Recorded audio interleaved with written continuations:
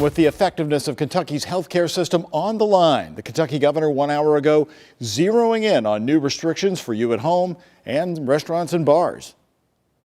Action is unpopular, but inaction is deadly.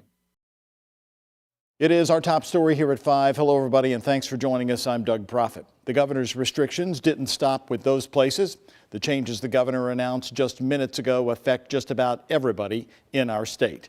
Tyler Emery is joining me live right now with more on what the governor had to say. Tyler, he's not doing any shutdowns and he's not ordering a curfew, but some still major restrictions for people. Doug, that's exactly right. The governor says this is not a shutdown, and he also says that a shutdown is not on the table for the future, but many of the restrictions he just announced this afternoon will remain in effect for 3 weeks, lasting from this Friday at 5 o'clock and remaining in effect until December 13th at midnight. So what are these new restrictions? Well, indoor social gatherings are now limited to 8 people from your own household or one other household. Venue spaces for events like weddings or funerals are also now limited to a 25-person capacity, although to note that does not apply to places of worship. Gyms, fitness centers, and pools will also be reduced to a 33% capacity, with masks now required. All Kentucky public and private schools must also move to NTI. And finally, a step the governor says he knows will be a painful one: bars and restaurants will also now shut down indoor service, only allowed to continue with carryout and outdoor dining. The CDC, Johns Hopkins, Stanford University, working with others, have all released recent studies showing that restaurants and bars are clearly spreading, if not the greatest spread, of COVID-19.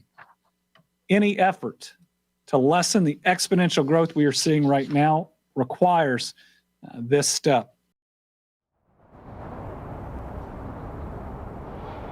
And within the hour, we talked with Susan and Mark Stevens, the owners of the family-owned Stevens and Stevens Deli in the Highlands. Mark Stevens tells us this could not have come at a worse time for restaurants, and that's wintertime. Well, being the deli, we were poised for carryout from the beginning. That's the nature of our business, but it still impacted us by at least 50%. So, in the other restaurant models where you have, dinner service and beverage service, carry out is not a sustainable option for those kind of restaurants. Now, Beshear announced this afternoon the state is going to launch a $40 million fund to help restaurants and bars impacted during this 3-week shutdown. Retail will not face any further restrictions at this time. These are all actions that Beshear says are not easy and he knows are not popular, but he says that they are necessary. Again, to remind, these actions are mandated as part of the executive order, and the governor says that the state will be relying on the counties to help with enforcement of these restrictions. Live downtown for WHS 11 News, I'm Tyler Emery.